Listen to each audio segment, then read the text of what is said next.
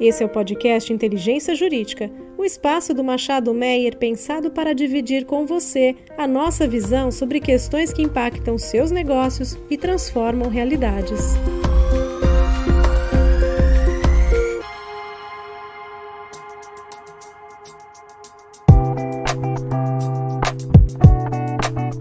Sejam muito bem-vindas e muito bem-vindos. Esse é nosso primeiro episódio do Boletim Cultural do podcast Inteligência Jurídica do Machado Meyer. E hoje nós temos o grande prazer de estarmos aqui, eu, Daniela Zagari, Dr. Antônio Meyer, para entrevistar o professor Fábio Ulloa Coelho, que publicou recentemente uma grande obra, Biografia Não Autorizada do Direito, editada pela editora Martins Fontes. Muito bom tê-lo aqui. Vou passar a palavra para o Dr. Meyer, que vai fazer as apresentações iniciais. Professor Fábio Ulloa Coelho, é uma honra tê-lo aqui presente entre nós. Agradecemos muito, nos sentimos muito honrados com a sua presença. Eu queria começar agradecendo aqui o convite do Machado Meyer, de participar desse boletim cultural do podcast Inteligência Jurídica. Me sinto bastante honrado, bastante feliz de ter sido convidado para participar aqui.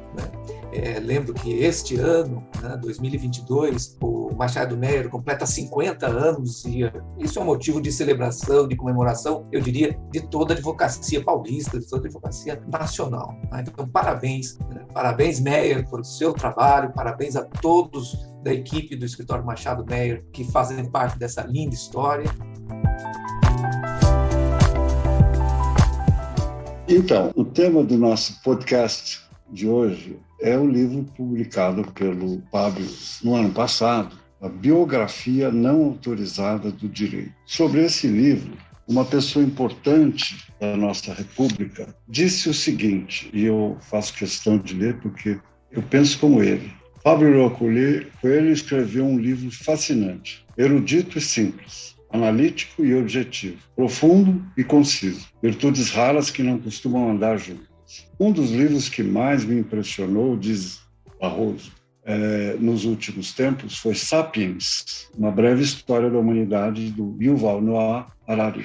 Trata-se de uma maneira singular de olhar e narrar a história da conduta humana, condição humana, com pontos de observação diferentes do convencional e insights de grande sagacidade. Pois Fábio faz coisa semelhante ao recontar a história do direito, percorrendo caminhos distintos do da historiografia oficial. Aqui se tem a diferença entre uma fotografia tradicional e uma obra de arte. Então, Fábio, parabéns pelo seu livro. A homenagem que o ministro Luiz Roberto Barroso presta a você, eu subscrevo inteiramente. Eu fiquei fascinado com o seu livro e gostaria muito de, desde o começo, entender para quem você escreveu esse livro e em que momento da sua vida, da sua história longa, você sentiu a necessidade de escrever um livro que não fosse um manual de direito comercial, um tratado de direito civil, mas um livro que fosse sobre filosofia, história, conhecimentos, enfim, sobre todos os domínios do conhecimento humano. Olha, Meyer, obrigado primeiro pelas suas palavras e eu aproveito também para agradecer mais uma vez o prefácio que o ministro Luiz Roberto Barroso generosamente escreveu a respeito do livro. E esse livro, a ideia dele, o propósito dele, é tentar explicar para o público não jurídico como é o direito. As pessoas olham ali as notícias sobre processos judiciais e tem dificuldade, às vezes, de entender por que um juiz decidiu uma coisa, outro juiz decidiu outra, sobre o mesmo caso, quando apareceu na televisão que o fato tinha acontecido. Então, existe uma série de dúvidas a respeito do direito e a minha ideia era poder, enfim, se não resolver todas as dúvidas, pelo menos dar os instrumentos para que o público que não é da área pudesse contextualizar, se localizar nessas questões. Claro, para minha surpresa e para minha grata surpresa, eu tenho visto que o livro também tem tido uma excelente aceitação no público jurídico, Nossos colegas advogados, os estudantes de direito, os professores, magistrados, eu tenho ouvido de muitas pessoas com referência, enfim, de que leu o livro e de que gostou, então eu fico muito feliz também dele ter alcançado esse público mais amplo do que eu havia imaginado para ele.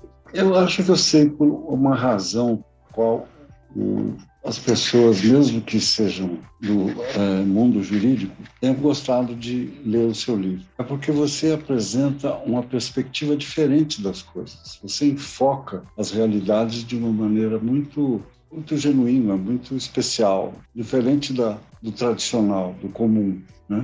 O próprio título, né, que foi um título que eu levei algum tempo para chegar, né, é Biografia Não Autorizada do Direito, né? Com esse próprio título eu já quero preparar o leitor para essa apresentação de uma perspectiva diferente do direito, né? Porque a gente, usando essa metáfora, né, da biografia, uma biografia autorizada do direito, que nós vamos encontrar no livro de Direito Constitucional, que nós vamos encontrar no livro de Introdução ao Estudo do Direito, né? Vai mostrar aquela famosa ideia da tripartição de poderes, né? Então, o poder legislativo edita leis, que o poder judiciário vai aplicar a casos concretos quando decidir ações judiciais. E ele é mostrado, nessa biografia autorizada, né? Ele é mostrado como algo que pode pôr ordem na sociedade, né? A gente acredita, lendo essas biografias, que o direito vai pôr ordem na sociedade, né? A biografia não autorizada põe tudo isso sob suspeita, né? E primeiro começa a dizer que, de um lado, essa forma de tratar os conflitos sociais através de normas jurídicas abstratas aplicadas por juízes independentes, isso é muito recente na história da humanidade. Isso não tem mais do que 230, 250 anos. E o direito, ele funcionou de uma forma completamente diferente antes disso. Então, para a gente entender exatamente o que o direito a gente não pode ficar só prestando atenção naquilo que ele tem sido nos últimos 250 anos. Mas, além disso, também a biografia não autorizada vai pôr em questão se mesmo nesse período, se mesmo nesses 250 anos aí de lá para cá, se tem sentido falar nessa descrição que a gente encontra nas biografias autorizadas. As leis, elas são realmente aplicadas pelos juízes? Existe alguma forma de forçar o juiz a aplicar exatamente a lei que o legislador aprovou? Essa que é a discussão que a gente leva adiante aí no livro. Professor, não, realmente o livro é muito surpreendente e acho que de uma importância enorme inclusive para profissionais do direito. Eu li e a minha cabeça se abriu de uma maneira bem bacana. E aí, pegando o gancho do que o senhor estava falando, quer dizer que o direito não é ciência, é retórica, pura retórica? Daniela, a gente é empurrado, eu vou dizer assim, a acreditar que esse conhecimento todo que a gente absorve na faculdade, esse conhecimento todo que a doutrina reúne, esse conhecimento todo seria científico, seria uma forma de ciência, uma ciência com as suas peculiaridades, mas uma forma de ciência, né? Procuro demonstrar que isto não tem consistência, não existe nenhum conhecimento científico possível a respeito de como uma norma jurídica possa ser interpretada. O que você pode fazer a respeito disso, conhecer a norma, é dar uma opinião sobre como ela deve ser interpretada. Claro que não é uma opinião solta no ar, irracional, é uma opinião que está toda contextualizada no mesmo repertório que é compartilhado pelas demais pessoas da comunidade jurídica, juízes, advogados, enfim. Então, se você dá uma opinião sobre uma norma completamente dissociada desse repertório, o que vai acontecer é que ninguém vai prestar atenção em você, né? Mas se você consegue usar esse repertório para dar uma opinião, dar uma interpretação inovadora da norma, pode ser que aos poucos você consiga conquistar outras pessoas para essa mesma opinião, para essa mesma interpretação, e de repente, se muita gente compartilhar dessa mesma interpretação, o conteúdo da norma se altera. São as pessoas da comunidade jurídica que dizem o que as normas dizem, né? Não são os legisladores, os deputados, os senadores. É verdade. Agora você botou uma questão aí, dizer se os tribunais aplicam efetivamente as leis ou não. Então aí vem a mim a memória do tema que muito se discute hoje, que é o ativismo judicial, né? O juiz de primeira ou segunda instância, esse tem que aplicar a lei mesmo, porque se ele não aplicar a lei, a decisão dele está sujeita a recurso. Mas o juiz do Supremo Tribunal Federal, ele diz a lei, né? E de uma maneira incontrastável, porque não há recurso da decisão dele. Existe algum contrapeso na divisão dos poderes da República que faça com que as decisões finais do Supremo Tribunal Federal possam ser também questionadas? Há um sistema de checks and balances para regular isto, ou é um poder absoluto, um poder que ele é incontrastável, o que ele disser é a lei final? Meyer, é o poder de dar a última palavra, né? Alguém tem que ter esse poder de dar a última palavra. Agora, o que eu chamo a atenção são dois aspectos em relação a isso. Primeiro, como qualquer outro poder, o que sustenta não é o que está escrito num pedaço de papel do Diário Oficial da Assembleia Nacional Constituinte. O que sustenta um poder são sempre alianças. E a principal aliança do poder judiciário é com a sociedade. As pessoas precisam acreditar que, mesmo não concordando, existe uma justiça nesse país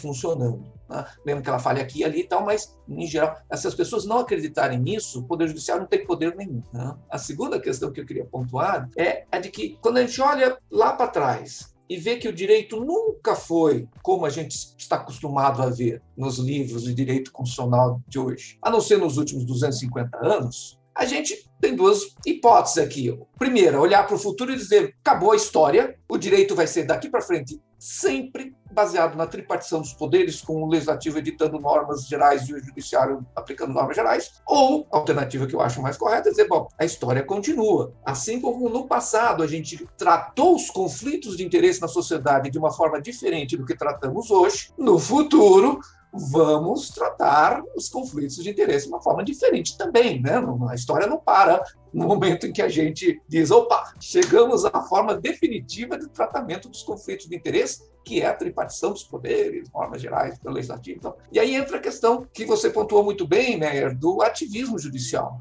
Né? Talvez a gente esteja apenas no limiar de um novo modo de organização do tratamento dos conflitos de interesse. Né? Eu vejo muitos colegas, eles ficam indignados, ficam assim, profundamente desgostosos, quando assim, vê lá uma decisão qualquer que não está escrito na lei.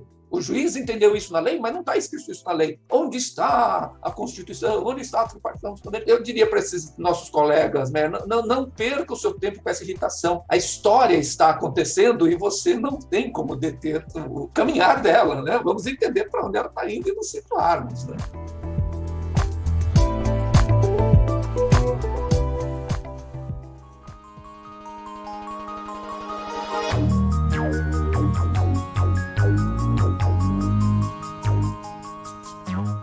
Agora, eu queria pegar aqui um gancho do que foi dito antes, e uma das coisas que mais me impressionou no livro, quer dizer que Montesquieu não desenvolveu a teoria da tripartição dos poderes, aquilo tudo que a gente aprendeu na faculdade, não é verdade, professor? Não é verdade. Enganaram a gente. Montesquieu não é o criador da tripartição dos poderes. Montesquieu, você vai ler o livro dele, Espírito das Leis, né? Porque a gente acaba, na faculdade, nunca lendo as obras, as fontes diretas. Né? Mas se você encontra lá um parágrafo, em que ele sugere que o juiz, o executivo e os legisladores têm que ser pessoas diferentes, vai ser bom.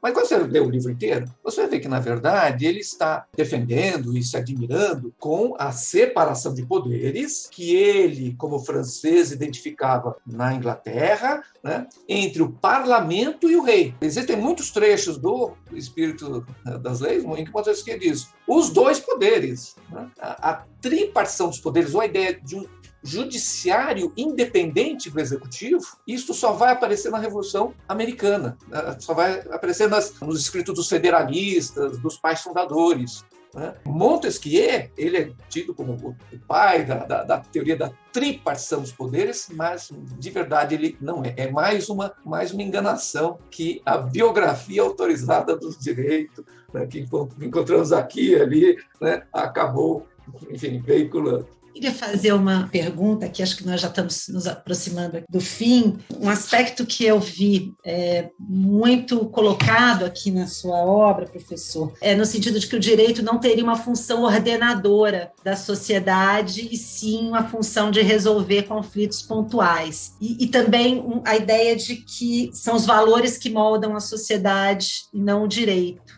Será que o senhor podia falar um pouquinho mais sobre isso? Que é um ponto muito interessante, de muita reflexão. Esse é um ponto bastante central aí da argumentação do biografia não autorizada do direito. É a ideia de que o direito não põe ordem na sociedade, né? O direito, ele trata, eu acho que ele nem soluciona os conflitos, ele dá um tratamento aos conflitos de interesse, de forma a torná-los racionais, a torná-los controlados de algum modo. E por isso é que cada decisão vai resolver aquele conflito, né? O que está na lei, o que está na Constituição, serve assim como uma referência para a solução daquele conflito, mas é só uma referência. Não há como materialmente, humanamente, fisicamente forçar que aquela solução que está ali na ordem jurídica aconteça de verdade nas decisões judiciais, enfim, de forma inteiramente fiel ao que estava na cabeça de quem escreveu a norma, né? Então, o direito não põe ordem da sociedade, o direito não é um sistema de ordenação da sociedade. Agora, claro que a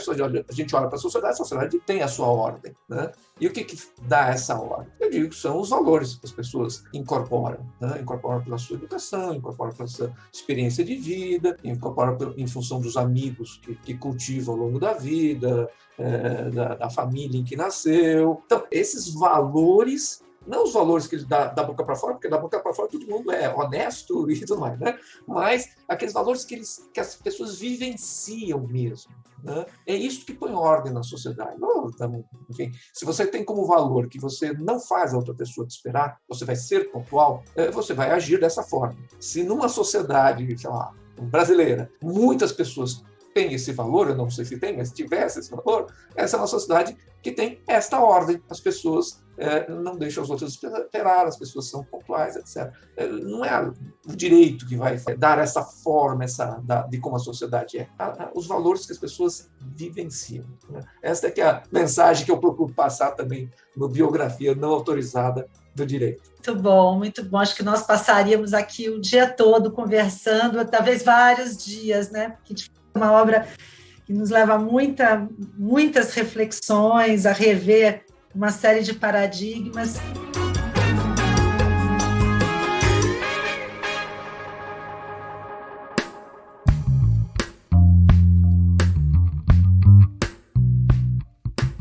E eu queria agradecer ao senhor, professor Fábio, doutor Meyer, aqui também pelo nosso podcast, esse novamente, o primeiro episódio que nós fizemos do nosso boletim cultural. Muito felizes de termos aqui a sua participação, professor. Eu é que agradeço mais uma vez e, parabéns. Sempre que vocês me convidarem, estarei aqui à disposição. Um abraço, Fábio. Obrigado e prazer em revê-lo. Obrigada a todos e a todas pela audiência.